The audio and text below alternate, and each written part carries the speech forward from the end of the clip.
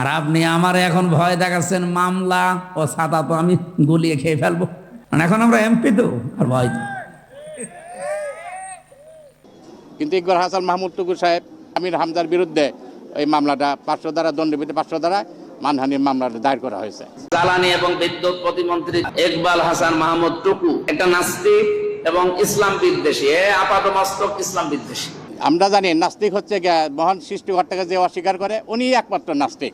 সংসদের main gate থেকে ভেতর পর্যন্ত এতটুকু পথ উনি হেঁটে আসে না, গেটে নামে, এরপরও মানুষের ঘাড়ে হাত দিয়ে যায় ভেতরে।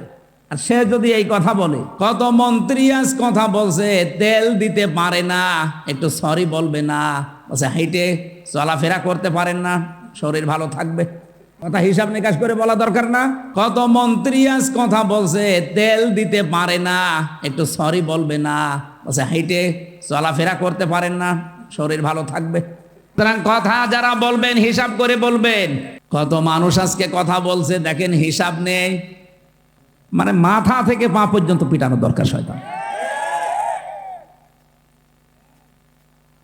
কালকের দিন পরে তো দেখা হবে না, কারণ আমার পাশেই সিট, ওই সামনে তাকালে দেখা হবে। আমি জিজ্ঞাসা করবো চোখে চোখে যে আপনি একটা কথা বললেন, তেল দিতে পারেন না, সরি বলবেন না? ও বলছে হাঁটাহাঁটি করলে শরীর ভালো থাকে। যে যত বড় দুর্নীতিবাজ সে এই দেশের তত বড় হিরো। দেশের একেবারে 12টা বাজিয়ে দিচ্ছে যারা, তারাই নাকি এই দেশের এখন সর্বোচ্চ জায়গায়। আমি নাম ধরেই বলছি কুষ্টিয়ার এখন যারা দায়িত্বে আছে এই মানুষগুলো এখন আর আমাকে দেখতে পারছে না, কারণ এদের আতে অলরেডি ঘা লেগে গেছে। হাসপাতালে হাত দিলাম, হাসপাতালের যারা দায়িত্বে আছে এরা এখন আর রাজি না। প্রথম বলতো যে হ্যাঁ খুব ভালো কাজ হচ্ছে। বাজারটা মনিটরিং করার জন্য এত অত্যাচার করে মানুষেরা। ম্যাজিস্ট্রেট নিয়ে একদিন গিয়ে দেখলাম 670 টাকা দিয়ে 570 টাকা দিয়ে মুরগি, দেশি মুরগি কিনেছে আর বিক্রি করছে 650 টাকা। ম্যাজিস্ট্রেটকে বললাম দেখেন তো সর্বোচ্চ লাভ করার কি আছে? উনি বলছে 18 থেকে 20 টাকা। একটা জিনিসে আপনি সর্বোচ্চ 18 থেকে 20 টাকা লাভ করতে পারবেন, আর ও লাভ করছে 1 কেজিতে 80 টাকা। বলতে গেলাম আমি কালার হয়ে গেছি। বলছে এইটা এমপির কাজ না। মাদকের ওখানে গিয়ে 27 জনের লিস্ট করলাম পুরা কুষ্টিয়ার ওই পাড়াতে, যে এদের দ্বারা সমাজ পরিবার ধ্বংস হয়ে যাচ্ছে। ও আল্লাহ, পরে দেখি যাদের কাছে নালিশ দিয়েছি সেই তাদের কাছে টাকা খায়। ওরা রাতের বেলা এসে আমারে বলছে হুজুর আপনি আমাদের নাম পাঠিয়েছেন থানায়, ও থানার বাবুরে ডাকেন। ওদের রাতের বেলা সিভিল পোশাকে এসে মাল নিয়ে যায়, আমি নালিশ দেবো কার কাছে? এখন তাদের কাছেও খারাপ যে হ্যাঁ এইটাও এমপির কাজ না। হাসপাতালে কাজ নেই, বাজারে কাজ নেই, মাদকে আমার কাজ নেই, তা আমার কাজ কোথায়? খালি বসে বসে জিকির করব। আজ বাংলাদেশে আমাদের যদি সত্যি বুক থাকতো, আমি যেমন টার্গেট নিয়েছিলাম সংসদে, আমি যদি নির্বাচিত হতে পারি 100 দিনের ভেতরে আমি কুষ্টিয়ার সদর আসনে অন্তত 100 দিনের ভেতরে যতগুলো অফিস আদালত আছে সবগুলো জনবান্ধব করে তুলব। আর এটা করতে গেলে আমি নিজেও জানতাম যে অনেকের মন পাওয়া যাবে না, কারণ যত বড় অফিসার সে তত বড় মুডে থাকে। সবাই চায় যে আমারে সবাই জি হুজুর স্যার স্যার এটা করতে থাক। চেয়েছিলাম যে ডিসি, এসপি, টিওনো, ওসি, সিভিল সার্জন সহ সরকারি যত প্রতিষ্ঠান আছে এগুলো যেন জনবান্ধব হয়, মানুষ যেন সেখানে যে ভয় না পায়। এই ভয় দূর করার জন্য খালি বারবার এখানে মানুষের সম্পৃক্ততা বাড়ানোর চেষ্টা করলাম। যেই কয়টা জিনিসে হাত দিলাম দেখি না শত্রু হয়ে গেছে। এই মানুষগুলো এখন শত্রু হয়ে যাচ্ছে। যে লোকটা একটু বন্ধু মতো ছিল সাবেক ডিসি, তারে অলরেডি শত্রুতা করে তাড়িয়ে দিয়েছে, কুষ্টিয়া থেকে বদলি করে দিয়েছে। এত বড় অপরাধ করার পরও কোনো অনুশোচনা তাদের নেই। এই মানুষগুলো বুক উঁচু করে মাইকের সামনে বলে আমাদের কথা শোনে না, এই জন্যে তাকে আমরা বদলি করে দিয়েছি। লজ্জা! আমি ওই দিনই স্ট্যাটাস দিয়েছিলাম যে সৎ, যোগ্য এবং ভালো মানুষের কদর বাংলাদেশে নেই। আমার ভাইরা, আমি যে সিদ্ধান্ত নিয়েছিলাম এগুলো আমি পালন করবই, কারণ আমি কোরআনে কারিম থেকে এটা জানি, দুনিয়ার সবাই যদি আমার শত্রু হয়ে যায়, আমি যে বুক বড় করেছি, বুক মানে এ বড় বুক এইটার বলে না, এ বুকের ভেতরে আল্লাহ যে সৎ সাহস দিয়েছে, আমার কুষ্টিয়ার যারা দায়িত্বে আছে এরা কেন সারা পৃথিবী আমার বিরুদ্ধে চলে গেলেও ডোন্ট কেয়ার, কিছু মনেই করি না। লিল্লাহে তাকবীর, লিল্লাহে তাকবীর, আল কোরআনের আলো, লিল্লাহে তাকবীর। নির্বাচনের আগে যেই কথাগুলো মাওলানা হোসেন একটা টাচ দিয়েছিল, এত বেশি শত্রুতা বাংলাদেশে কোনো এমপির বিরুদ্ধে কেউ করে নাই।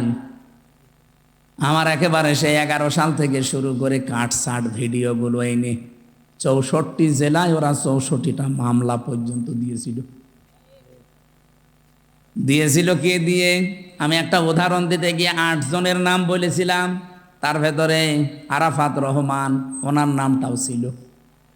ওনার নামের ওই শেষে যেই দুটো শব্দ আছে, ওই শব্দটাকে আমি বলেছিলাম এটা যদি কয়কার না দিয়ে কেউ কয়হস্যু দেয় তাহলে পাল্টিয়ে যায় নামটা। তো এইরকম আরো 8টা নাম বলেছিলাম, সেগুলো বলে নাই। গতকালকে একজন এক কথা বলে, অলরেডি সারা দেশে এখন 92% মুসলমানের কলিজায় অন্তত রক্তক্ষরণ হচ্ছে, যদিও মুসলমান দাবি করে থাকে। উনি বলেছে ধর্মভিত্তিক রাজনীতি, ধর্ম কায়েম করার জন্য এই দেশে মুক্তিযুদ্ধ হয়নি। হয়েছে কিসের জন্য? ধর্ম যদি না থাকে এ দেশে, শুধু ইসলাম ধর্ম বলছি না, প্রত্যেকটা ধর্ম, কোনো ধর্ম খারাপ কিছু করতে বলে না। তো ধর্ম যদি না থাকে আপনি কিভাবে থাকবেন, কোন পরিচয়ে থাকবেন বলেন? সুতরাং কথা যারা বলবেন হিসাব করে বলবেন। সেলের ভেতরে ছিলাম 3 বছর, খেয়ে না খেয়ে আমি ঝুলেছিলাম প্রায় 11 ঘন্টা, মাথা নিচের দিকে পা উপরের দিকে দিয়ে। মির্জা আব্বাস এখন আছে, কি হবে আল্লাহ জানে, মরে যেন না যায়। অন্তত জীবনের একটা আশা যে মাননীয় স্পিকার এ কথা বলবে। এখন তো সিঙ্গাপুরে যে অবস্থা, যদি মরে যায় ওখানে তো আবার সে পাটোয়ারি চলে আসতে পারে। আমি চাই তারাও যেন অন্তত এটা মেনে নিতে পারে। আমরা অধিকাংশ মানুষ আজ হার্টের রোগী হয়ে যাচ্ছি, হার্ট অ্যাটাক করে মানুষ মরতেছে। এই জন্য আমাদের বুক বড় করা লাগবে ভাই। মাওলানা আব্দুল হাই সাইফুল্লাহ ভাই, আমার বড় ভাই, আমি চাই আমাদের বুক যেন এরকম বড় হয় নবীদের মতো। প্রতিটি নবীর বুক ছিল বড়, তার মানে বুকের ভেতরে সাহস ছিল, আর পেট ছিল একেবারে ছোট। আজ বাংলার আলেম ওলামাগুলো যদি আমরা বুক বড় করতে পারতাম, বুকের সাহস নিতে পারতাম, আমার মনে হয় রাম বাম আর জেনারেল মানুষগুলো আলেমদের কদর আরো বেশি করত। 18 মাসেও যাদের আচরণ ছিল একরকম, দেখেন 18 মাস পরে নির্বাচিত হয়েই তাদের আচরণ ঠিক ওই 2 ভদ্রলোকের মতো হয়ে গেছে। এতদিন যাদেরকে বাপ বলতো, দাদা বলতো, খালু বলতো, এখন তাদেরকে শালা বলছে। এমনকি বৈধ জিনিস পর্যন্ত তারা মানতে চাচ্ছে না। তার মানে ক্ষমতায় না থাকলে মানুষ যতটুকু নম্র হয়, ভদ্র হয়, কৃতজ্ঞতা আদায় করে, ক্ষমতা পেয়ে অনেক মানুষ অহংকারী হয়ে যায়। হযরত লোকমান এইটা হননি। অনেক জ্ঞান পাওয়ার পর, এটা যেতে আল্লাহর একটা নিয়ামত, এই পৃথিবীর শ্রেষ্ঠ নিয়ামতের ভেতরে, এটা পাওয়ার পরে তিনি শুকরিয়া আদায় করেছিলেন, কৃতজ্ঞতা আদায় করেছিলেন, কৃতজ্ঞ হয়েছিলেন আল্লাহর কাছে। রব্বুল আলামিন বলেন, লাকাদ আতাইনা দাউদা ওয়া সুলাইমানা ইলমা। অবশ্যই আমি দাউদ আর সুলাইমানকে জ্ঞান দিয়েছিলাম। অকল আলহামদুলিল্লাহিল্লাযী ফাদ্দালানা আলা কাসীরিম মিন ইবাদিহিল মুমিনিন। তারা 2 জনেই এই জ্ঞান পেয়ে কি করেছিল জানো? অকল আলহামদুলিল্লাহিল্লাযী ফাদ্দালানা। তারা 2 জনে শুকরিয়া আদায় করেছে ওই আল্লাহর। ওনারা বলছে ওই আল্লাহর শুকরিয়া আদায় করছি আমরা, যিনি আমাদেরকে জ্ঞান দিয়েছেন, আমাদের মর্যাদা দিয়েছেন। মেনে আলা কাসির মেনে ইবাদিহিল মুমিনিন, এই পৃথিবীতে বহু মুমিন বান্দাদের উপরে আমাদের মর্যাদা যিনি বাড়িয়েছেন তার দরবারে আমরা শুকরিয়া আদায় করছি। তাহলে জ্ঞান পাওয়ার পরে জ্ঞানী মানুষদের আচরণ হওয়া দরকার, তারা নত হবে আল্লাহর দরবারে, দরবারে ইলাহিতে তারা আরো নম্র হবে, ভদ্র হবে, মাথা নত করবে। আর আমাদের মুসলমান আমরা দাবি করে দেখছি আমাদেরটা পুরা উল্টা। লোকমান আলাইহিস সালাম 4000 নবীদের কাছে যেই কথাগুলো শিক্ষা পেয়েছিলেন তার 1 নম্বরে বলেন যে সেজদা দেওয়া লাগবে, জীবনে নামাজ এটা যেন কেউ না ছাড়েন। প্রত্যেক নবী যেহেতু এটা পেয়েছিলেন। 2 নম্বরে তিনি বলেন আমি এই শিক্ষাটা নবীদের কাছ থেকে পেয়েছি, যদি কেউ কারো বাড়িতে প্রবেশ করেন সে যেন উকি ঝুঁকি না দেয়। আজ আমাদের সামাজিক জীবনে এটা আছে না নেই? বেশ ভালো মানুষ মনে হয়, বাড়িতেও ঢোকে, সালাম দিয়েই ঢোকে, ঢোকার পরে শয়তান তারে দখল করে নেয়, বাড়ির ভেতরে শুধু এদিকে ওদিকে উকি ঝুঁকি দেয়। উনি বলেন 4000 নবীর খেদমত করে আমি এইটা পেয়েছি যে কারো বাড়িতে ঢুকলে উকি ঝুঁকি দেওয়া যাবে। কথা বুঝেছেন? অনেক মানুষ চালাকি করে আমি দেখি, বাড়িতে বাড়ির বাইরে দাঁড়িয়ে সালাম দেয় আসসালামু আলাইকুম, এটা দেওয়ার পরে জিজ্ঞাসা করে, করতে করতে বাড়ির ভেতরে প্রবেশ করে সব দেখা শেষ। না, এই চালাকি করা যাবে না, কোরআনের নিষেধ। ইয়া আইয়ুহাল্লাযীনা আমানু লা তাদখুলু বুয়ুতান গায়রা বুয়ুতিকুম হাত্তা তাস্তানিসু ওয়া তুসাল্লিমু আলা আহলিহা। রব্বুল আলামিন বলেন, হে নবী ইমানদারদেরকে বলেন নিজের ঘর হোক আর অন্যের ঘর হোক সালাম দেওয়া অনুমতি ছাড়া কারো বাড়িতে যাওয়া, এটা আমাদের আর সামাজিক জীবনে আছে। বলেন বলেন, এটা আল্লাহ যেন আমাদের মেনে চলার তৌফিক দেন, বলেন আমিন। এটা অনেকেই হেলায় খেলায় নষ্ট করে, আমলটা করতে চায় না। না, এটা কোনো অনেক গুরুত্বপূর্ণ বিষয়, কোরআনে আল্লাহ যেহেতু দিয়েছেন। বহু মানুষ এই ছোট্ট আমলটার ভেতরে, এরপরে আমি কিছু আয়াতের ব্যাখ্যা পড়ে তাফসিরে দেখেছি, আজ যারা নিজেদের স্ত্রীকে প্রথম 1 বছর 1.5 বছর 2 বছর ভালো লাগে, কিন্তু এরপরেই দেখি সংসার আর টেকে না, নিজের বউর চাইতে অন্যের বউ দেখলেই কেমন যেন ভালো লাগে। এরকম মানুষ দেশে নেই? আপনি আছেন এরকম? এই রোগ দেশে আছে না নেই বলেন তো?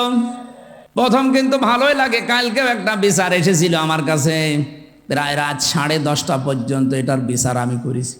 একজন মাওলানা, উনি এসে ওনার স্ত্রী সহ 2 জনই এসেছেন। স্ত্রীর অভিযোগ হচ্ছে যে এমপি সাহেব, এ স্বামী আমারে প্রথম বিয়ের 3 মাস 4 মাস 6 মাস 1 বছর খুব ভালোবেসেছে, কিন্তু এখন যেন আমার দিকে ওর আর মন নেই। মাওলানা আমারে আস্তে করে বলছে যে হ্যাঁ আসলে তো কথা একেবারে মিথ্যা না, প্রথম ভালোই লাগতো, কিন্তু এখন আমার অন্যের বউ দেখলেই ভালো লাগে, আমারটা আর ভালো লাগে না। বললাম এটা একটা রোগ, এ রোগের ঔষধ আছে না নেই? বলেন বলেন। কুল্লিল মুমিনিনা ইয়াগুদ্দু মিন আবসারিহিম ওয়া ইয়াহফাযু ফুরুজাহুম যালিকা আযকা লাহুম ইলা আখিরি আয়াত। হে নবী, মুমিন পুরুষদেরকে বলেন তারা যদি এই 2টা ঔষধ খেতে পারে, 1 নম্বরে আপনি চক্ষুকে নিম্নগামী করবেন, 2 নম্বরে লজ্জা স্থানের হেফাজত করবেন। হ্যাঁ, বহু ডাক আসবে, বহু ষড়যন্ত্র চক্রান্ত শয়তান বিছিয়ে রাখবে। এই 2টা ঔষধ যদি কেউ মাত্র 1টা মাস একটু পালন করতে পারেন, আল্লাহর কসম আমি এই আয়াতের বিশ্বাস নিয়ে বলছি, আপনার নিজের বউ ভালো লাগবে, অন্যের বউ তখন আপনার কাছে খারাপ লাগবে। আপনি 1টা মাস একটু করে দেখেন, চক্ষুকে নিম্নগামী করবেন, যেটা দেখা জায়েজ নেই ওইটা দেখবেন না, আর নিজের লজ্জা স্থানটা একটু বাঁচিয়ে রাখেন।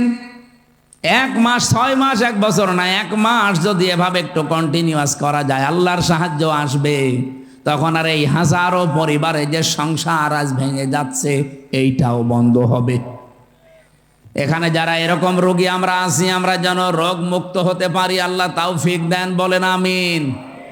সত্যি করে বলেন তো, এরকম রোগ আছে কার? কোন এলাকায় ওয়াজ করতে আসলাম গো? এত সব আল্লাহর ওলি। এরকম কোন রোগী তো এলাকায় নেই। এটা শুধু পুরুষের ক্ষেত্রে না, মেয়েদের ক্ষেত্রেও। আজ হাজারো পরিবারে খালি ডিভোর্স আর ডিভোর্স চলছে, এই একটা মাত্র কারণে, নিজের চোখের হেফাজত নেই। 2 নম্বরে লজ্জা স্থানের হেফাজত করে না। স্বামী বাড়ি না থাকলে বহু মহিলা আছে আল্লাহকেও ভুলে যায়, স্বামীকেও ভুলে যায়। এই 2টা জিনিসের গ্যারান্টি একটু নেন।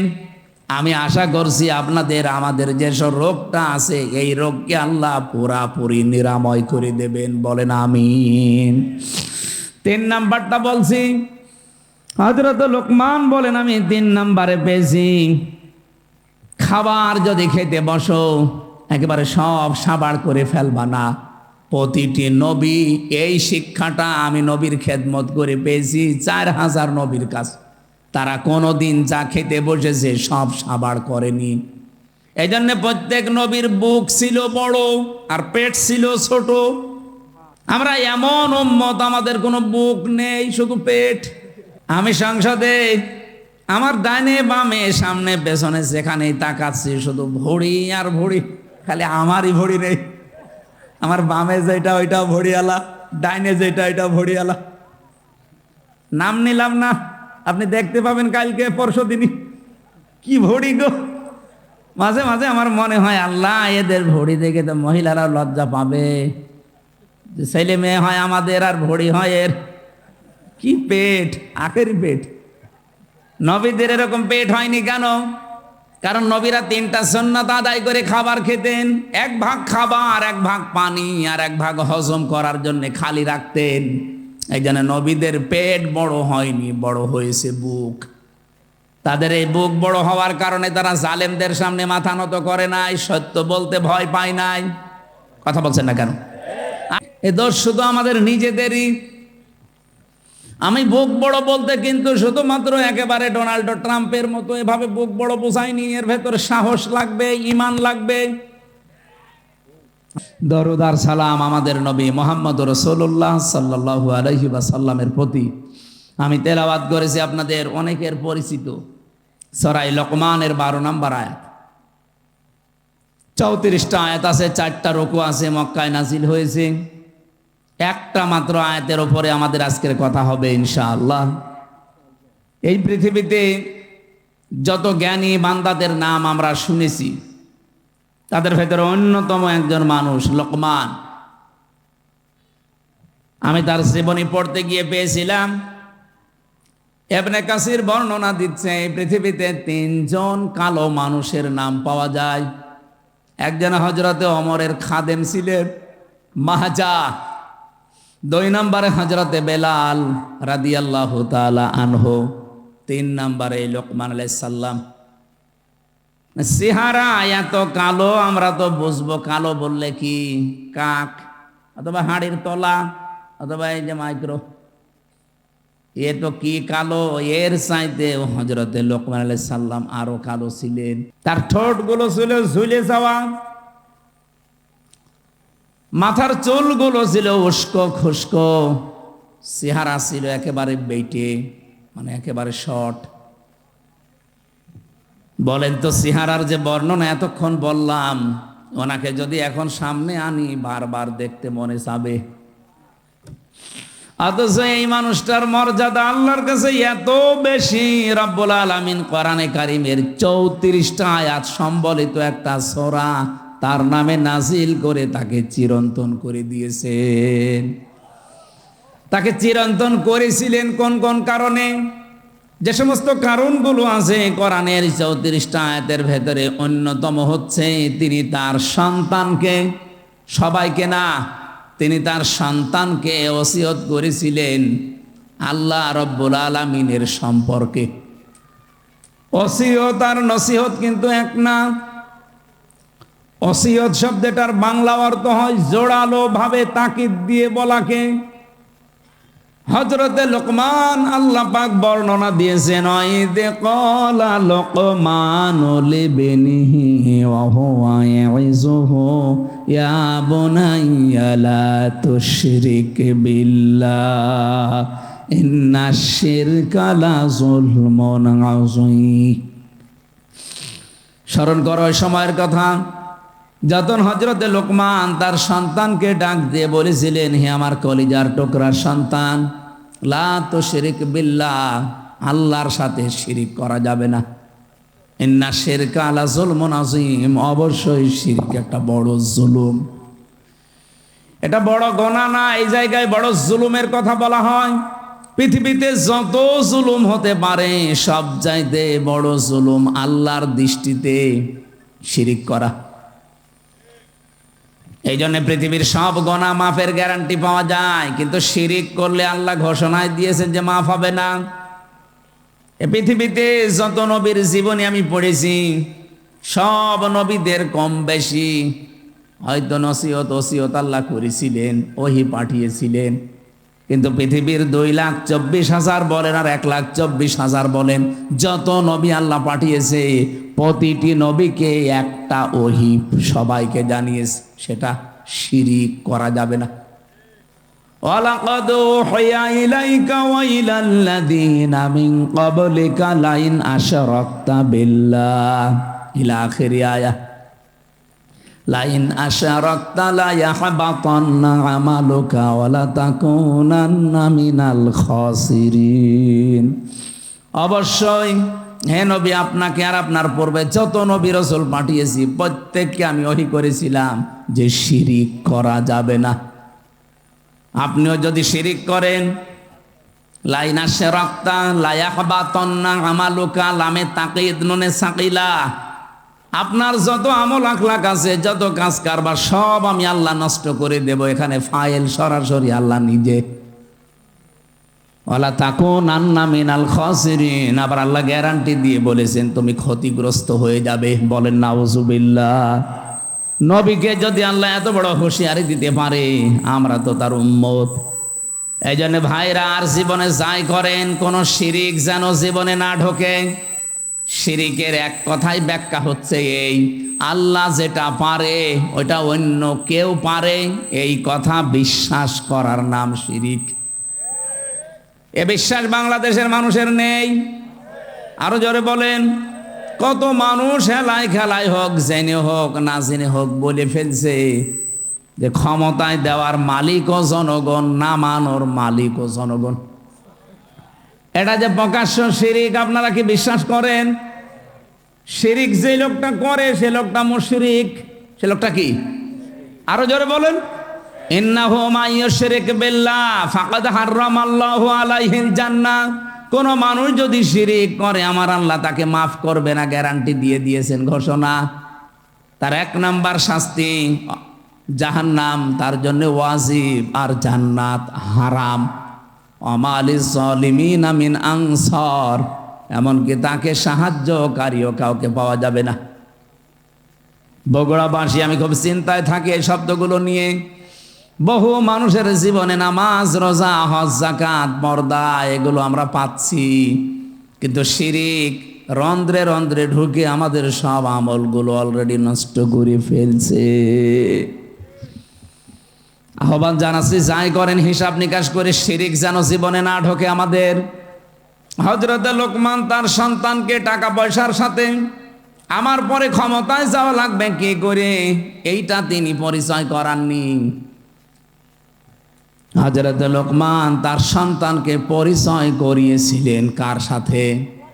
আরো জোরে বলেন।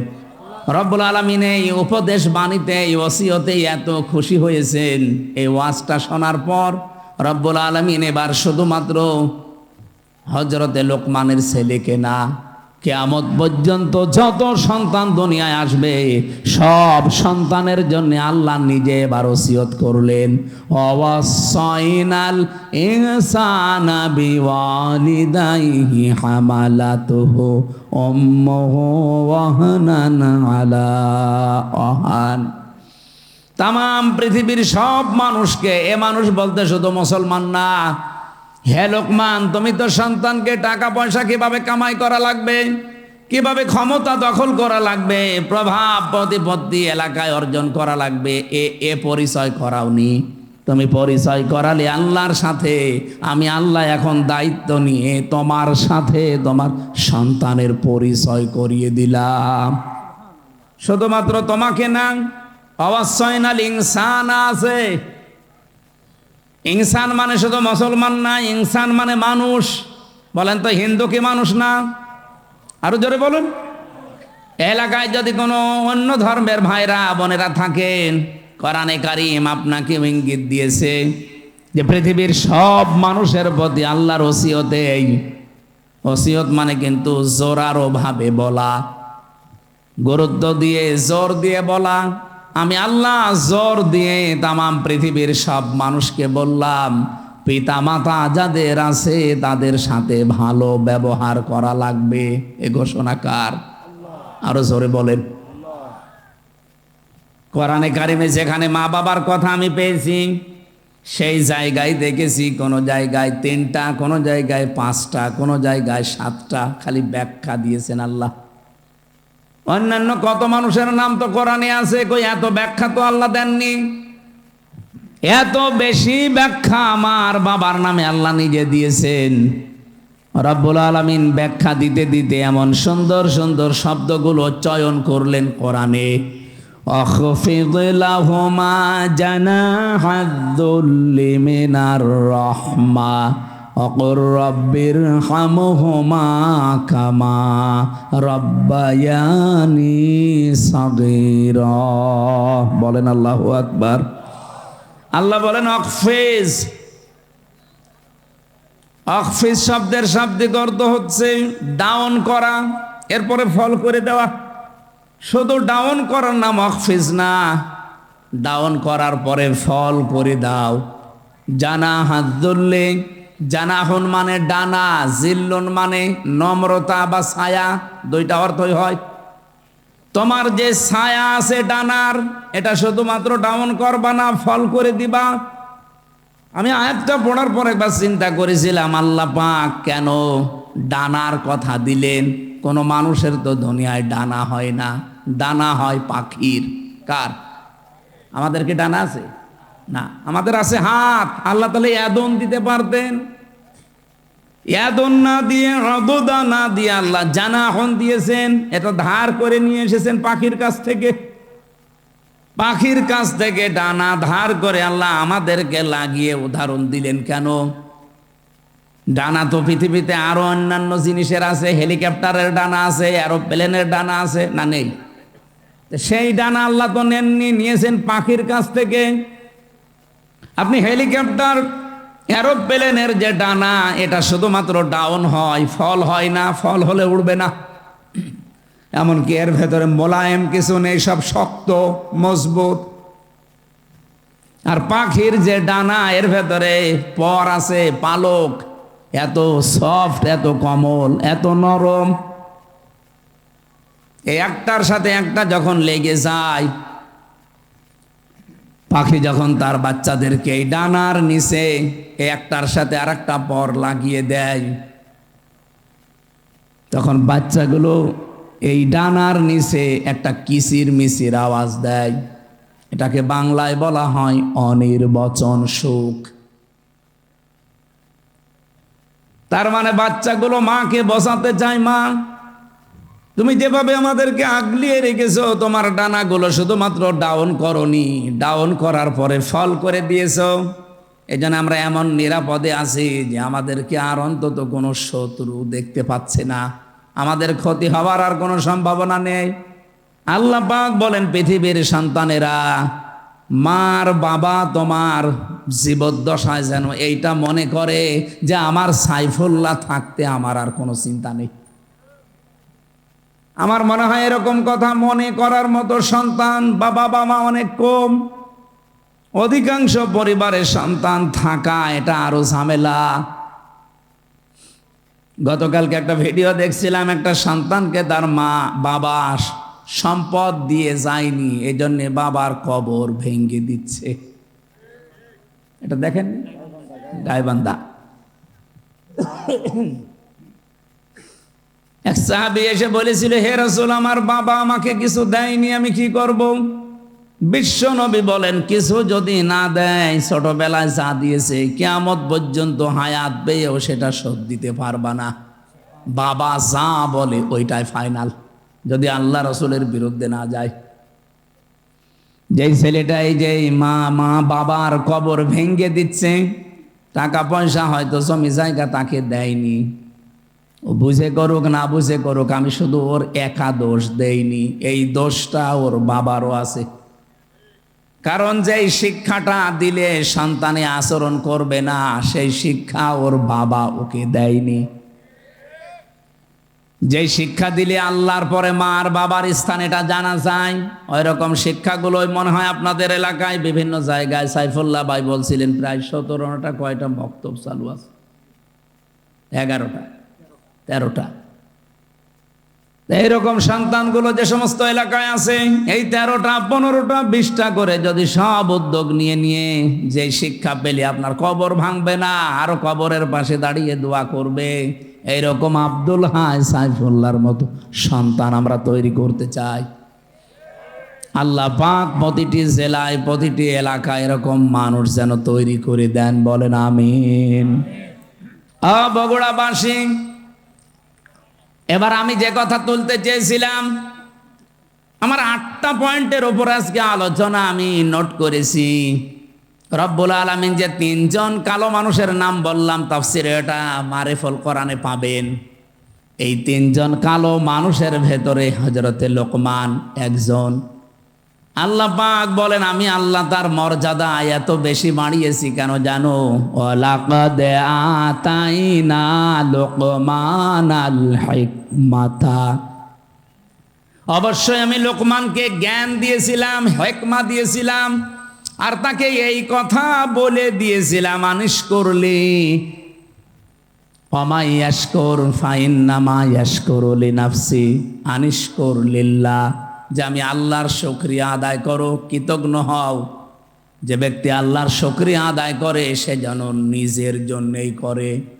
ওমান কাফারা ফাইন্নাল্লাহা গনিয়্যুন হামিদ, কোন মানুষ যদি পৃথিবীতে আল্লাহর শুকরিয়া আদায় না করে, কুফরি করে, অকৃতজ্ঞ হয়ে যায়, সে যেন মনে রাখে আমার আল্লাহ মুকাফেক্ষিহীন, প্রশংসিত। এটা আমরা তেলাওয়াতকৃত আয়াতের বাংলা অর্থ ছিল। এবার আমি যে আয়াত থেকে যা পেয়েছি এগুলো ডেলিভারি দিতে চাই, নাকি চলে যাবেন? থাকবেন তো ইনশাল্লাহ?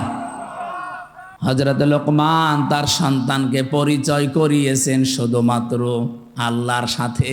আমার আল্লাহ বলেন, আমি দায়িত্ব নিয়ে তামাম দুনিয়ার সব সন্তানকে পরিচয় করালাম তার মা আর বাবার সাথে। এমন একটা সুন্দর উদাহরণ আল্লাহ কোরআনে সেট করলেন। তোমার মা বাবা যদি পৃথিবীর সব কিছু তোমাকে ছেড়ে দিতে বলে, নবীজি বলেন মার বাবার জন্য সব কিছু ছেড়ে দেওয়া তোমার জন্য ফরজ, যদি ওটা জায়েজ হয়।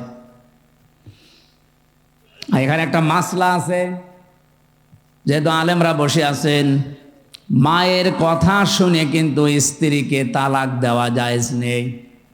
এত সম্মান যে মায়ের, এত সম্মান যে বাবার, আপনি মায়ের কথা মতো স্ত্রীকে তালাক দিতে পারবেন না, কিন্তু বাবার কথা মতো পারা যাবে। কারণ বউ আর শাশুড়ির ভেতরে যে সম্পর্কটা মার মেয়ের মতো হওয়া দরকার, এটা 100টার 98টা পরিবারে আজ বাংলাদেশে নেই। এই কথা বলে না কেন? এ ওর দোষ ধরে, ও এর দোষ ধরে। অথচ ওইটা যদি ওনার নিজের মেয়ে হতো কোনো দিন ওইভাবে ভুল ধরতো না, আর ওইটা যদি ওর নিজের মা হতো কোনো দিন দোষ ধরতো না। আল্লাহ ভালো জানে যে দুইজনের ভেতরে মিল হয় না, হচ্ছে না। এই জন্য মায়ের কথা মতো হুট করে আপনি বউ তালাক দিতে পারবেন না। বাবার কথা মতো যদি ওটা জায়েজ পর্যায়ে যায়, তাহলে বউ বাদ দেওয়া জায়েজ আছে। আমার ভাইরা, আমি একটা বাস্তব কথা বলছি।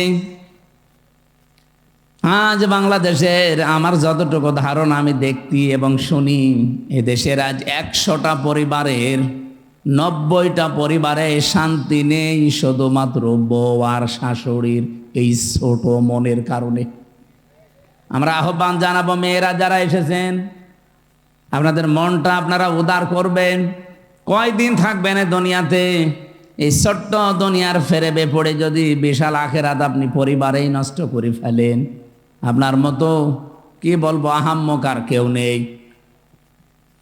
প্রত্যেককে আহ্বান জানাচ্ছি, নিজের মায়ের মতো মনে করে চলেন।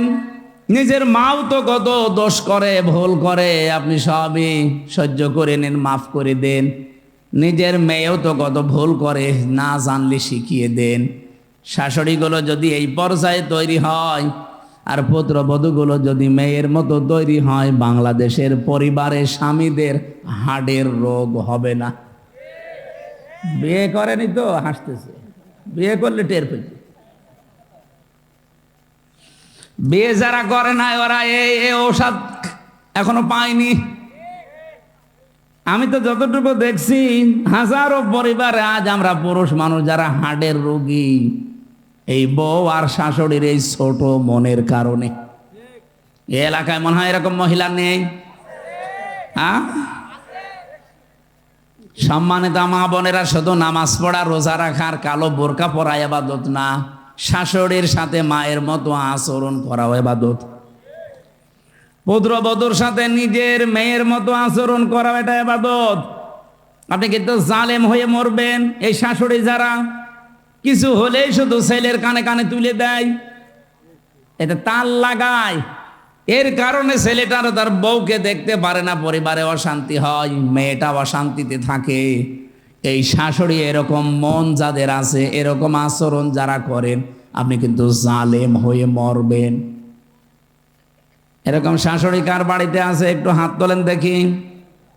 এই এলাকায় তো ভালো মানুষ সব, দেখ আলহামদুলিল্লাহ, অনেক ভালো এলাকা।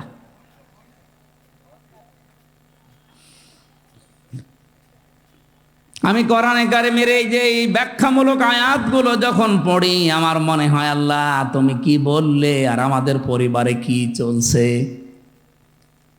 মায়ের কষ্টের কথাগুলো আল্লাহ আয়াতের পরবর্তীতে তুলে ধরেছেন। হামালাতুহুম ওয়াহানান আলা ওয়াহনি ওয়া ফিসালুহু ফি আমাইনি আনিশ করলি ওয়ালি ওয়ালিদাইকা ইলাইয়াল মাসির।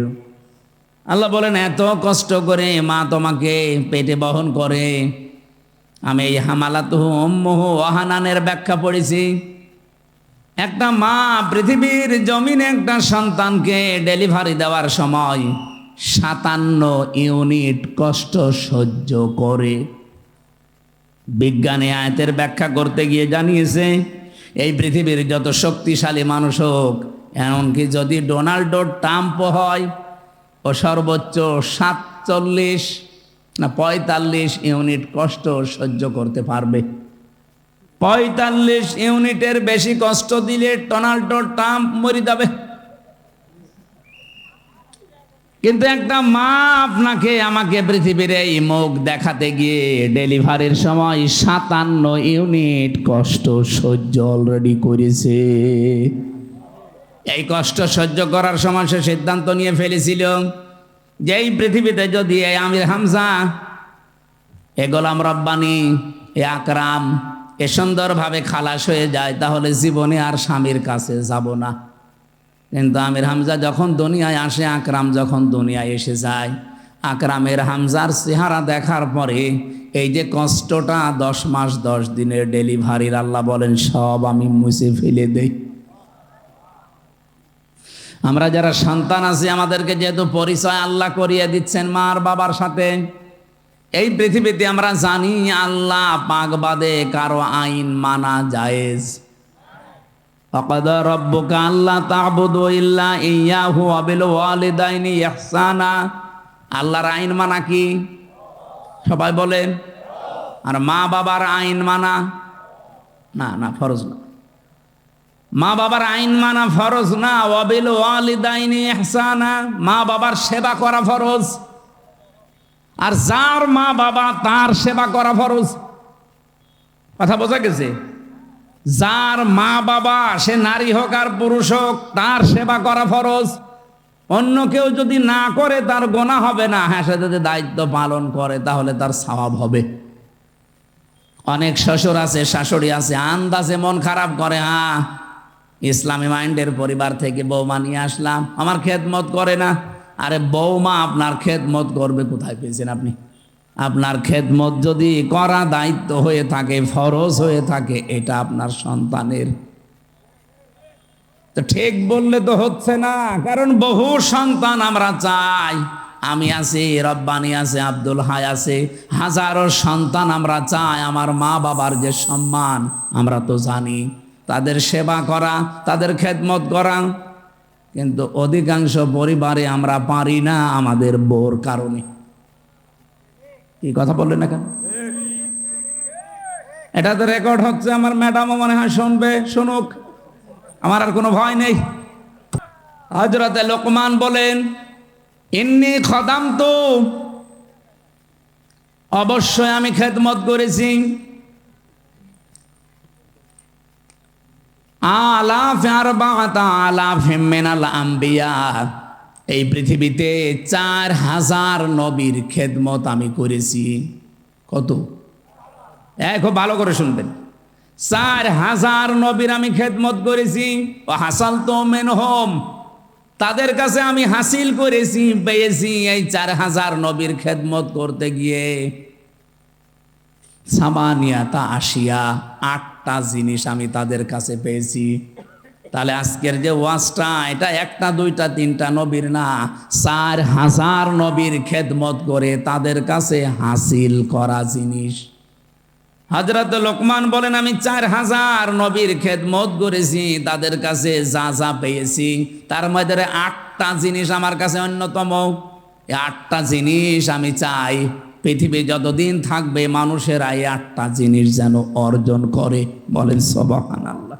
1 নম্বরে 8টা শিক্ষার ভেতরে আমি পেয়েছি নবীদের কাছ থেকে যে নামাজের ভেতরে মন তৈরি আসতে পারে। সব নবীর না জামানায় কি নামাজ ছিল? হ্যাঁ, হযরতে আদম আলাইহিস সালাম থেকে শুরু করে মুহাম্মদুর রাসূলুল্লাহ পর্যন্ত যত নবী আল্লাহ দুনিয়াতে পাঠিয়েছেন, প্রত্যেক নবীকে আল্লাহ পাক কম বেশি সেজদার হুকুম দিয়েছিলেন। হ্যাঁ, তাদের হয়তো এভাবে 5 ওয়াক্ত ছিল না, কিন্তু সেজদা দেওয়ার নিয়ম ছিল, কারণ সেজদা ছাড়া কেউ আল্লাহর নিকটবর্তী হতে পারে না। আসজুদ ওয়াকতারিব, সেজদা দাও, আল্লাহর নিকটবর্তী হয়ে যাও। আদম আলাইহিস সালাম তাওবা করার মাধ্যমে উনি যে ফজরের 2 রাকাত নামাজ স্বামী আর স্ত্রী মিলে আরাফাতের ময়দানে পড়েছিলেন, আমরা তাফসিরের কিতাব থেকে, হাদিস থেকে যেটা পেয়েছি, রব্বুল আলামিন আদমের প্রতি 350 বছর পরে এত খুশি হয়েছিলেন এই 2 রাকাত নামাজের সেজদায়। কিয়ামত পর্যন্ত উম্মতে মুহাম্মদী যারা আসবে তাদেরকে আল্লাহ এই 2 রাকাত নামাজ ফরজ করে দিয়েছেন।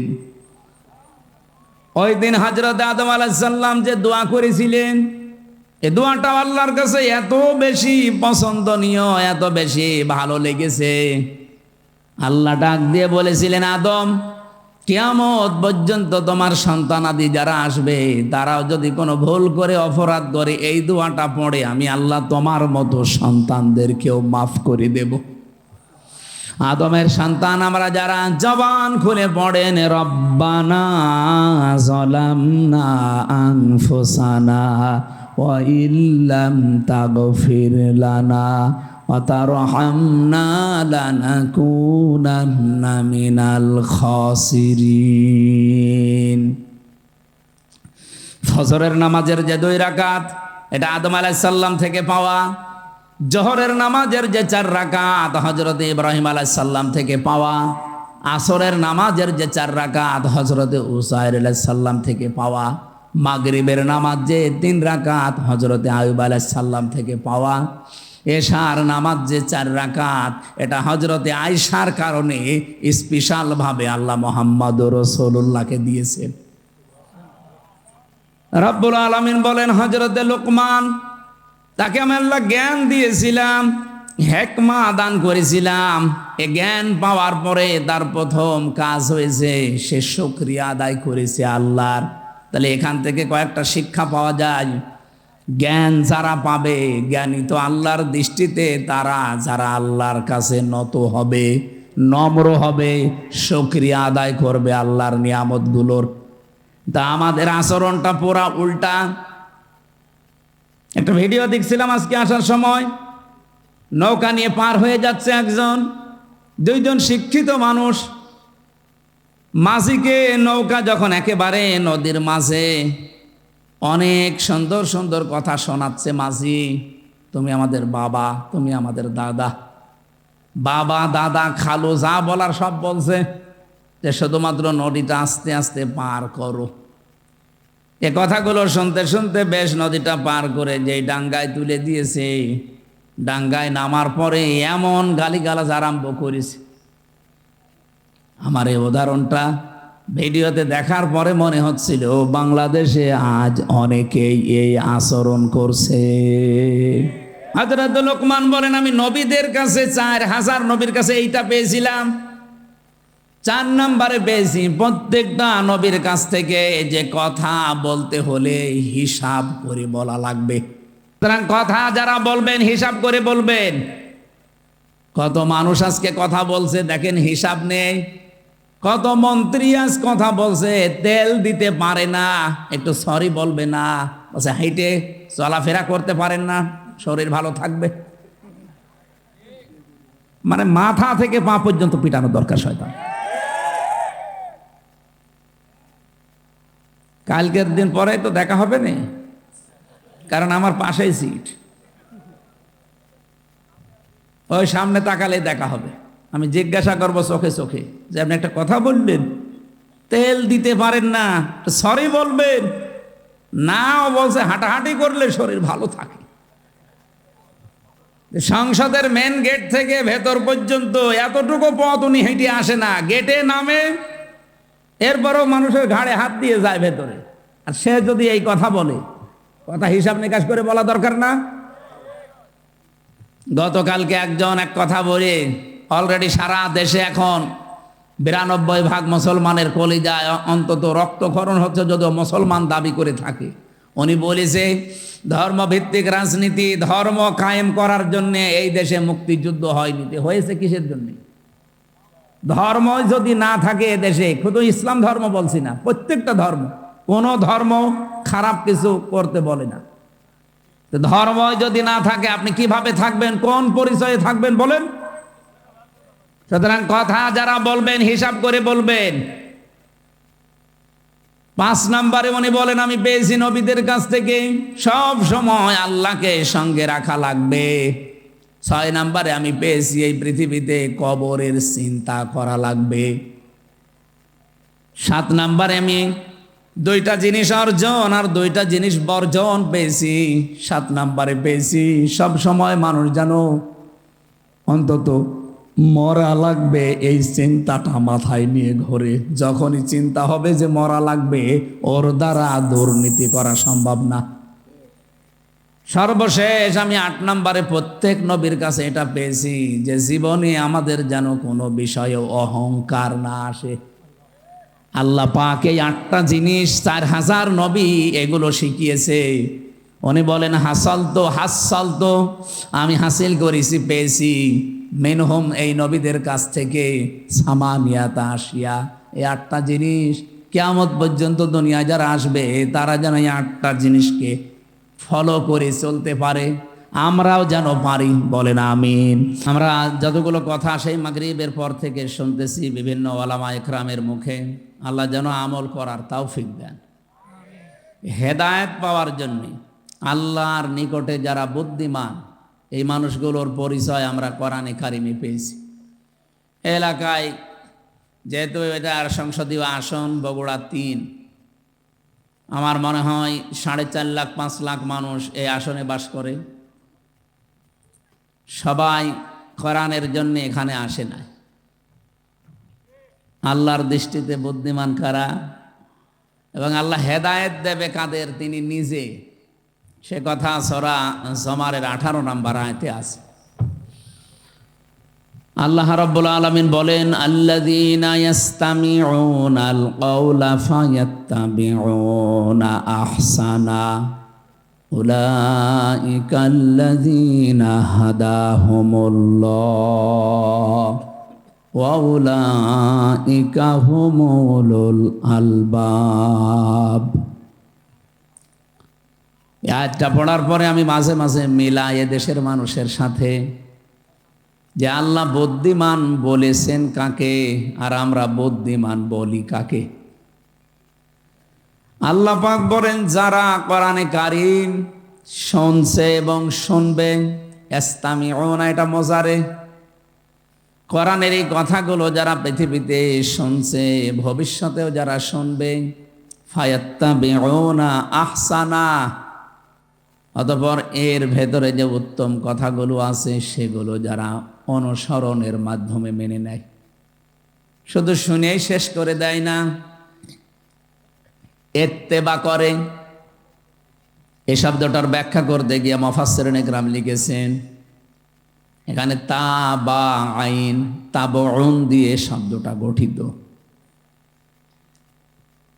যারা ব্যাখ্যাকার তারা বলেন, একজন মানুষ সামনে হেঁটে যাচ্ছে, কোথায় পা ফেলে, কোথায় হাত নাড়ায়, কিভাবে মাথা নাড়ায়, মাজা দোলায়, ওইটা দেখে দেখে ওই জায়গায় পা ফেলে হাত নাড়িয়ে মাথা নাড়িয়ে অনুসরণ করার নাম ইত্তেবা। রাসূলুল্লাহকে আল্লাহ শুধু ভালোবেসে শেষ করে দেবেন কথা কোরআনে দেয়নি, ওনাকেও অনুসরণ করা, ইত্তেবা করার কথা পুরা কোরআনে আল্লাহ ছড়িয়ে দিয়েছেন।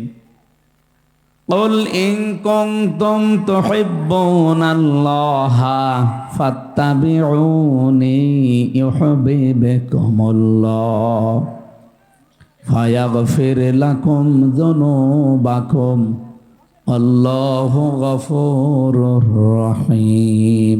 রব্বুল আলামিন কোরআনে কারিমের এই আয়াতটা আমি যতবার পড়েছি ততবার নতুন নতুন বিষয় আমার মাথার ভেতরে আল্লাহ দিয়েছেন। গতানুগতিকভাবে বহু কথাই আয়াতের আমরা শুনেছি সারা জীবন। হে নবী, আপনি বলুন, যদি আল্লাহকে কেউ ভালোবাসতে চায় সে যেন রাসূলুল্লাহকে ভালোবাসে। এ কথাটা এই জায়গায় নেই, তাহলে আল্লাহ হাব্বুন দিতেন। আল্লাহ দিয়েছেন তাবউন, ওই যে শব্দটা সূরা জুমারের 18 নম্বর আয়াতে আছে, ওই শব্দ এখানে আছে। ওর যা মাদ্দা এইটাও একই মাদ্দা। কেউ যদি বলে আল্লাহ তোমাকে ভালোবাসি, আল্লাহ বলেন এ কথার প্রমাণ দিতে হলে আমার রাসূলুল্লাহকে ভালোবাসা লাগবে। ঠিক আছে না? ঠিক নেই কি? ঠিক আন্দাজ।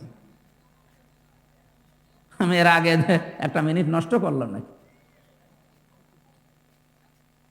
আমি বললাম যে হাব্বুন যদি বলতেন তাহলে ভালোবেসে শেষ করে দিলাম।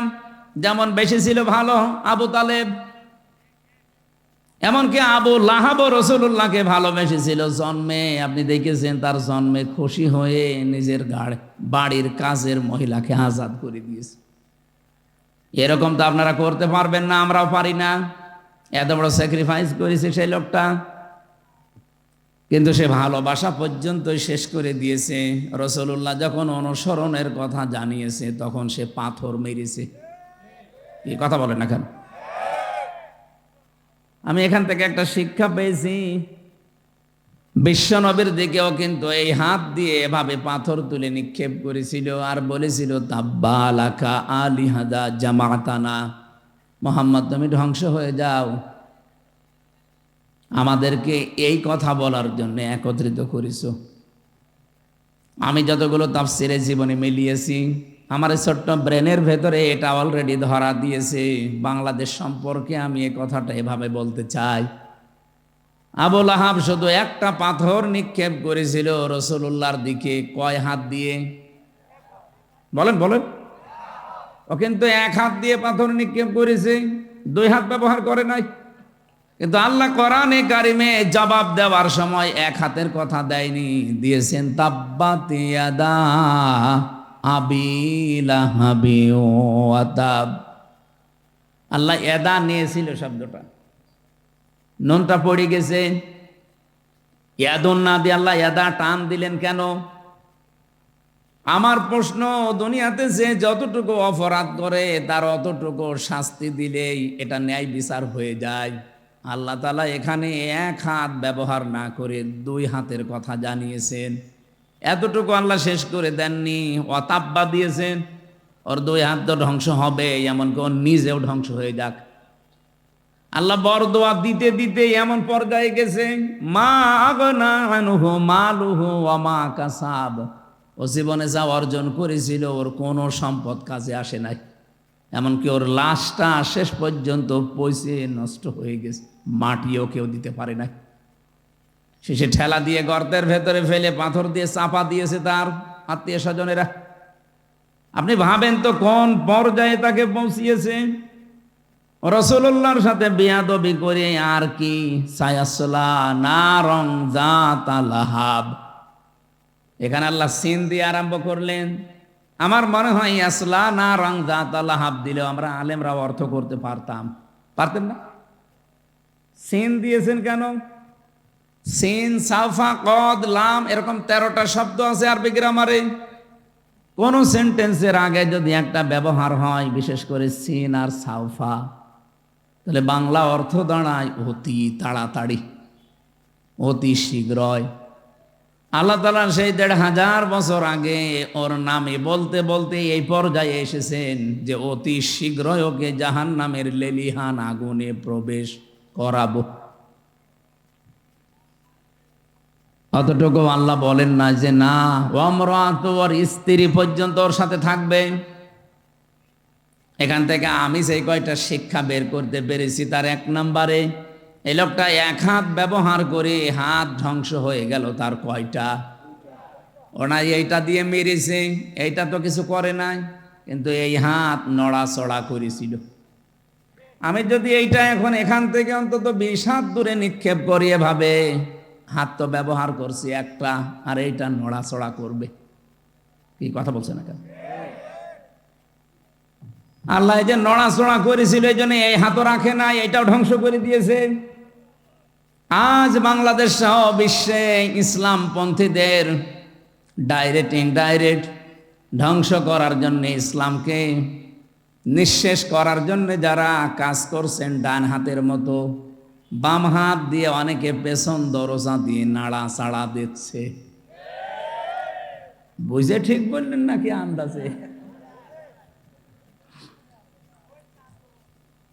ইন্না বাদশা রাব্বিকা লাশাদীদ। এমনিতেই আল্লাহ কিছু বলে না, কিন্তু যদি ধরে ওরে আর ছাড়ে না। এই কথাগুলো আরবিতে না বললেও বাংলায় সংসদে বলবো, যে যারা আজকে ডাইরেক্ট ইনডাইরেক্ট ডান হাতের ভূমিকা পালন করছেন ইসলামের বিরুদ্ধে, আর অনেকে আছে বোবা শয়তান, নীরবে শুধু নাড়াচাড়া দিচ্ছে। গজব আসলে কিন্তু আপনিও বাঁচবেন না। বলেন তো, যে 2 জন চাচার নাম বললাম, আবু লাহাব, আবু তালেব। আবু তালেব এত ভালোবেসেছে রাসূলুল্লাহকে, তার পুরা জীবন আমি পড়ে দেখেছি। এই লোকটা নিজের সন্তান হযরতে আলীকে বিছানায় রাখতো না, ভাইয়ের ছেলে এতিম মুহাম্মদ রাসূলুল্লাহকে নিজের কাছে নিয়ে ঘুমাতো। আবু তালেব জীবনে এমন কোনো জায়গা নেই শরীরের ভেতরে যেখানে রাসূলুল্লাহকে তোলে নাই। কোনো সময় মাথায় নিয়েছে, কোনো সময় চোমা দিয়েছে, কোনো সময় বুকে নিয়েছে, পিঠে নিয়েছে, কোনোদিন পায়ের কাছে রাখে নাই। পায়ের কাছে রাখলে অসম্মান হবে, পায়ে লাগতে লেগে যেতে পারে, এই জন্য পায়ের কাছে রাখে নাই। বুখারী শরীফের হাদিস। এই লোকটাকে কিয়ামতের দিন আল্লাহ জাহান্নামের 2টা জুতা পরিয়ে দেবে। এ কারণে তার মাথার মগজ পর্যন্ত টকবক করে ফুটতে থাকবে, কিন্তু পুরা শরীরের কোনো জায়গায় জাহান্নামের আগুন লাগবে না। একটাই কারণ, পুরা শরীরে রাসূলুল্লাহর শরীর টাচ পেয়েছে, কিন্তু পায়ের সাথে কোনোদিন রাসূলুল্লাহর শরীর লাগে নাই। রব্বুল আলামিন এই জন্য পাটা জাহান্নামের ফিতা লাগিয়ে দেবে, পুরা শরীরটা কিছুই হবে না। এর ভালোবাসা কোন পর্যায়ে ছিল আপনি বলেন? এত ভালোবাসা, এত মহাব্বত দেখিয়েছে রাসূলুল্লাহকে, কিন্তু নবীজি যেদিন ইন্তেকালের সময় বললেন, ইয়া আম্মি আবি তালিব লা ইলাহা ইল্লাল্লাহ হাজ্জুল লাকা ইনদাল্লাহি ইয়াউমাল কিয়ামাহ, রাহুল বুখারী। চাচা জোরে বলা লাগবে না, শুধু আমার কানের কাছে মুখটা নিয়ে আস্তে করে বলেন লা ইলাহা ইল্লাল্লাহ মুহাম্মাদুর রাসূলুল্লাহ বলা লাগবে না আপনার। আপনি শুধু আল্লাহর একাত্মবাদের স্বীকৃতিটা দেন, রেসালাতের ঘোষণা, এটা আমি জানি যে আমি রসুল, আমি এটা নিয়ে নিলাম। আপনি শুধু আল্লাহটা দিয়ে যান। আমি কথা দিলাম কিয়ামতের দিন ঝগড়া করে হলেও আপনাকে আমি আল্লাহর জান্নাতে পৌঁছিয়ে দেব। লোকটা পড়ে নাই, ডাক দিয়ে বলেছে ভাতিজা তোমাকে ভালোবাসি, কিন্তু তোমার এই কালেমাটা পড়তে পারলাম না, তুমি আমারে মাফ করে দিও। বলেন তো মাফ করার মালিক কে? রাসূলুল্লাহ। এই আরো জোরে বলেন। মাফ করার একচ্ছত্র মালিকানা যে আল্লাহর, কোথায় আছে বলেন তো? বলেন, কোরআনে আছে কোন জায়গায়? বলেন অমাইয়াগফিরুয-যুনুবা ইল্লাল্লাহ। সূরা আলে ইমরানের ভেতরটা মাঝে আছে। রব্বুল আলামিন জানিয়েছেন মাফ করতে পারে গুনাহ শুধুমাত্র আল্লাহ ছাড়া, মাফ করার ক্ষমতা কারো নেই। হ্যাঁ, যদি আপনি হক বলে ইবাদত নষ্ট করেন, এটা আবার আল্লাহর না, এটা বান্দার। আপনি কোনো বৈধ কাজ করা লাগবে, এই জায়গায় যদি ঘুষ নিয়ে থাকেন, আপনি বান্দার হক নষ্ট করেছেন। এই হকটা দুনিয়ায় থাকতে হয় ফেরত দিয়ে যাবেন, নাই কিয়ামতের দিন নেকি দিয়ে ফেরত দেওয়া লাগবে, এরপরে মাফ হবে। আল্লাহর সাথে যে অধিকারগুলো, এগুলো আল্লাহ মাফ না করলে পৃথিবীর কারো বাবারও ক্ষমতা নেই মাফ করার। এই জন্য অমাইয়াগফিরুয-যুনুবা ইল্লাল্লাহ, জাম্বন দেয়নি, যুনুব বহু বছর, কোন গুনাহ কেউ মাফ করতে পারে না ইল্লাল্লাহ, আল্লাহ ছাড়া। এ লোকটা যখন ডাক দিয়েছে ভাতিজা মাফ করে দিও নবীজিকে, সঙ্গে সঙ্গে কোরআনে কারিমের আয়াত নাজিল করে আল্লাহ সতর্ক বাণী দিয়েছেন, ইন্নাকা লা তাহদি মান আহবাবতা ওয়ালাকিন্নাল্লাহা ইয়াহদি মান ইয়াশা ওহুয়া আ'লামু বিল মুহতাদিন। সূরা কসসের ভেতরে আছে 56 নম্বর আয়াতে, নিশ্চয় হে নবী আপনি যাকে চান তাকে হেদায়েত দিতে পারেন না, আমি আল্লাহ যাকে ইচ্ছা করি তাকে হেদায়েত দান করি। আর হেদায়েত কে পাবে এটা আপনার চাইতে আমি আল্লাহ ভালো জানি, এই জন্য আ'লামু দেওয়াস। এরপরেও নবীজির মন মানছিল না, কারণ এত কষ্ট পৃথিবীতে রাসূলুল্লাহর পেছনে কেউ করে নাই। সেই জন্ম থেকে শুরু করে একেবারে প্রাপ্তবয়স্ক পর্যন্ত রাসূলুল্লাহ তার পেছনে এত, এই লোকটা রাসূলুল্লাহর পেছনে এত সময় দিয়েছে, শ্রম দিয়েছে, বাড়িতে রেখে খাবার খাওয়িয়েছে, লালন পালন করা যারে বলে। বিশ্বনবী মুহাম্মদ রাসূলুল্লাহর মন মানে না, এজন্য তিনি আবু তালেবের কবরের পাশে গিয়ে দোয়া করেছিলেন, মাপ চেয়েছিলেন আল্লাহর কাছে, রব্বুল আলামিন তুমি আমার চাচা আবু তালিবকে মাফ করে দাও। সঙ্গে সঙ্গে জিবরাইল এসে বললেন, হে নবী হাত নামান। কার জন্য হাত তুলেছেন? মা কানা লিন-নাবিয়্যি ওয়াল্লাযীনা আমানু আন ইস্তাগফিরু লিল মুশরিকিন ইলা আখির আয়াত। সূরা তাওবার 113 নম্বর আয়াতের প্রথম অংশে আছে, কোন নবীর জন্য, কোন ইমানদারের জন্য জায়েজ না, শোভনীয় না, উচিত না যে কোনো মুশরিক মারা গেলে তার জন্য ক্ষমা চাবে। ওয়ালাউ কানু উলি কুরবা, যদি ওইটা নিজের নিকট আত্মীয় হয়।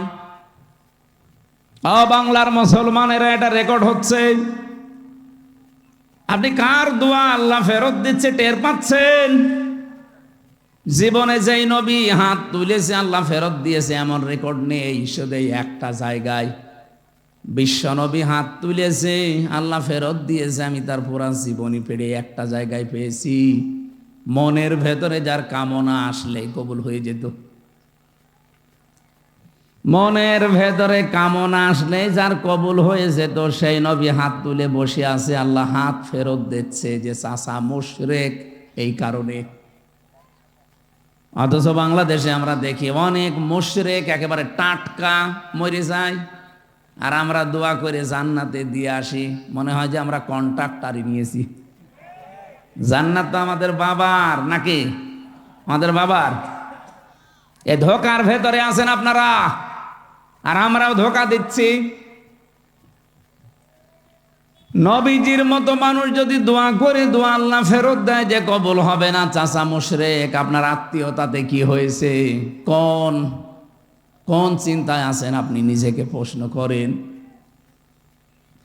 এত ভালোবাসা মহাব্বত দেখিয়েও লোকটা মাপ পায়নি, শুধুমাত্র তার জীবনে অনুসরণ ছিল না রাসূলুল্লাহর। আল্লাহ পাক এজন্য সূরা আলে ইমরানের 31 নম্বর আয়াতে জানিয়েছেন, যদি আল্লাহকে ভালোবাসি এ কথা প্রমাণ দিতে চাও, আমার রাসূলুল্লাহকে অনুসরণ করার মাধ্যমে দাও।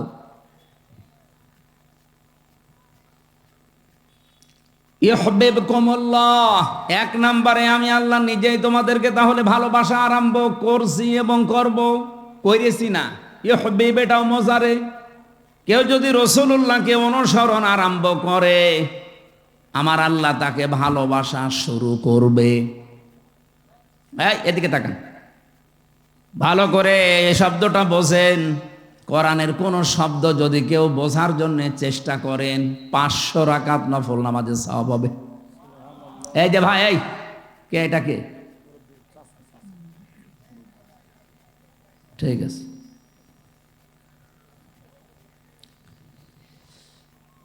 আল্লাহ পাক বলেন আমি যদি কাউকে ভালোবাসা আরম্ভ করি, কয়েকটা পুরস্কার তাকে দেই।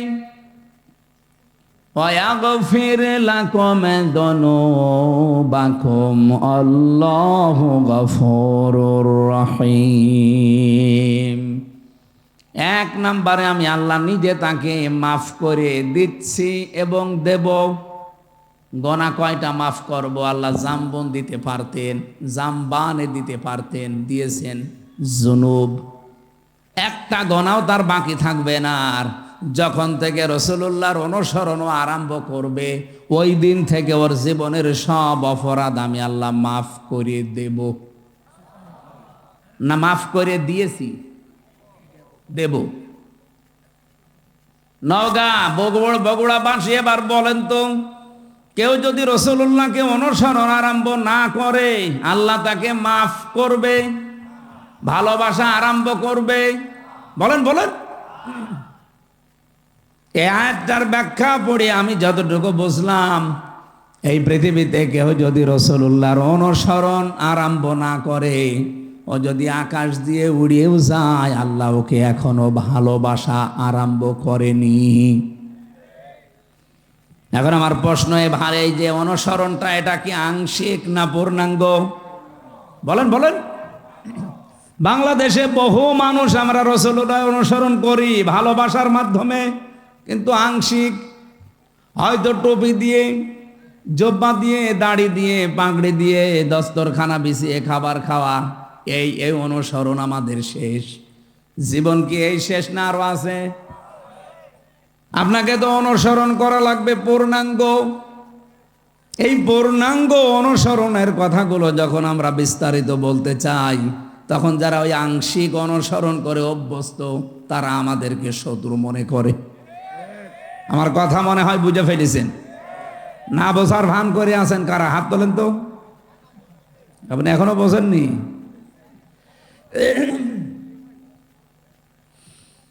বগুড়াবাসী, এখান থেকে আজকে সিদ্ধান্ত নিয়ে যাবেন, জীবন আর কয়দিন আছি আমি রাসূলুল্লাহর অনুসরণ আর আংশিক করতে চাই না। যত ঝড় ঝাপটা আসুক না কেন, অনুসরণ আমি করতে চাই পূর্ণাঙ্গ। কথা বলেন না কেন? আর রাসূলুল্লাহকে অনুসরণ করতে হলে কোরআনে কারিমকে ইত্তেবা, অনুসরণ যেটা, ফায়াত্তাবিউনা আহসানা, এর ভেতরে যে উত্তম কথাগুলো আছে সেগুলো অনুসরণের মাধ্যমে প্রমাণ দেওয়া লাগবে।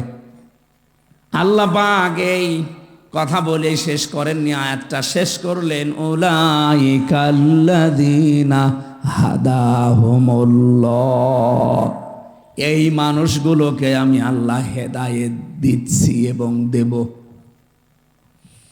এখানে ফাইল বা কর্তা সরাসরি আল্লাহ নিজে। রব্বুল আলামিন বলেন আমি নিজে তাদেরকে হেদায়েত দেব। তাহলে আল্লাহর হেদায়েত পাওয়ার একটা শর্ত এখানে পেলাম। কোরআনে এখান থেকে আজকে যা শুনবেন এইটা আজকে থেকে জীবনে অনুসরণ করার সিদ্ধান্ত নিয়ে বাড়ি যাওয়া লাগবে। পাউলাইকা হুম উলুল আলবাব। তাহলে আল্লাহর দৃষ্টিতে আপনি বুদ্ধিমান, জ্ঞান সম্পন্ন, বুদ্ধিমান বলে বিবেচিত হবেন। আল্লাহ আমাকে সহ প্রত্যেককে আজকের তেলাওয়াতকৃত আয়াত থেকে মূল শিক্ষাগুলো নিয়ে বাড়ি যাওয়ার তৌফিক দেন, বলেন আমিন। ওমাই ইয়াশকুর ফাইন্নামা ইয়াশকুরু লিনাফসি। আল্লাহর কোনো লাভ নেই, এভাবে শুকরিয়া আদায় করে চলতে পারলে লাভ আমাদেরই। কারণ আমার আল্লাহ দুইটা নাম এখানে দিয়েছেন, গনিয়্যুন হামিদ। উনি মুখাফেক্ষিহীন এবং প্রশংসিত। আমরা যদি কেউ দুনিয়ায় প্রশংসা আল্লাহর না করি, আল্লাহর ক্ষমতা হারিয়ে যাবে। বলেন বলেন। রব্বানা যালামনা আনফুসানা ওয়া ইল্লাম তাগফির লানা ওয়া তারহামনা লানাকুনান্না মিনাল খাসিরিন। হে বিশাল আসমান জমিনের মালিক, রাত 12টা বাজে, তাহাজ্জুদের সময় আরম্ভ হয়ে গেছে। বগুড়া জেলার আদমদিঘি থানায় আমরা বসে আছি। হাজার হাজার বান্দা বান্দি আমরা এই গভীর রজনী পর্যন্ত কোরআনের কিছু কথা শুনেছি। যতটুকু শুনেছি আল্লাহ এতটুকু তুমি আমল করার তৌফিক দাও। 4000 নবী থেকে তোমার বান্দা হযরত লোকমান যে শিক্ষাগুলো পেয়েছিলেন তিনি আমাদেরকে অলরেডি জানিয়ে দিয়েছেন। আমাদের প্রত্যেকের জীবনে 8টা শিক্ষা তুমি বাস্তবায়ন করে দাও। এ বিশাল আয়োজনে যদি খুশি হয়ে থাকো, সওয়াবগুলো তুমি নবীজির রওজায় পৌঁছিয়ে দাও। দুনিয়ার মাটির নিচে যারা ঘুমিয়ে গেল আল্লাহ কবরে এদেরকে মাফ করে দাও। রব্বুল আলামিন, তোমার বান্দা তোমার গোলাম আব্দুল হাই, তোমার নামের সাথে নাম আছে মোহাম্মদ সাইফুল্লাহ। তার জীবনের যত ভালো কাজ আছে এগুলো কবুল করো। অন্যায় যদি মানুষ হিসাবে যেগুলো করেছে আল্লাহ তুমি মাফ করে দাও। তার শ্রদ্ধাভাজন পিতা আজকের মাহফিলের সভাপতি মুহাদ্দিস আনম আকরাম হোসাইন, আল্লাহ তার সম্মান মর্যাদা তার আকরাম আরো বাড়িয়ে দাও। আমাদের প্রধান অতিথি মাননীয় জাতীয় সংসদ সদস্যকে কবুল করো। যত আলেম ওলামা এখানে এসেছে, মাওলানা গোলাম রব্বানী, মাওলানা হোসাইন মাহফুজ সহ প্রত্যেকটি আলেমকে আলেম হিসাবে কবুল করে নাও। আমাদের জীবনের যাদের অভাব আছে দূর করে আমাদের স্বভাবগুলো মোহাম্মদ রাসূলুল্লাহর মতো বানিয়ে দাও। সম্মানিতা মা বোন যারা এসেছে আল্লাহ তুমি তাদেরকে খাদিজার মতো, আয়েশার মতো বানিয়ে দাও। স্বামী সংসারে যাদের অশান্তি আছে শান্তি দান করো। অনেক পরিবারে শান্তি নেই, শান্তির লেশ মাত্র নেই, পরিবারটা জাহান্নামের মতো লাগে। আল্লাহ মেহেরবানি করে তোমার সালাম নামের খাতিরে পরিবারে শান্তি দিয়ে দাও। আল্লাহুম্মা আনতাস সালাম ওয়া মিনকাস সালাম তাবারাকতা ইয়া যাল জালালি ওয়াল ইকরাম। রব্বুল আলামিন, এই এলাকার মাটির নিচে যারা ঘুমিয়ে আছে, কি সুন্দর সুন্দর প্রতিষ্ঠান করেছে, তারা দেখলেই চোখটা জড়িয়ে যায়। রব্বুল আলামিন, যারা কবরে আছে এদেরকে তুমি জান্নাতুল ফেরদাউস নসিব করো। মিডিয়ার যে ভাইরা কোরআনের কথাগুলো সঠিকভাবে প্রচার করে এদের জীবন তুমি পরিচ্ছন্ন করে দাও। আগামীকাল এখানে অনুষ্ঠান হবে, তোমার বান্দা বান্দীদের যাওয়া আসা সহজ করে দিও। এই মাহফিলটা তুমি হেদায়েতের জারিয়া হিসাবে কবুল করে নিও। বারাকাল্লাহু লানা ওয়া লাকুম ফিল কোরআনিল আযীম। জীবনের শেষ কথা যেন বলতে পারি লা ইলাহা ইল্লাল্লাহু মুহাম্মাদুর রাসূলুল্লাহ।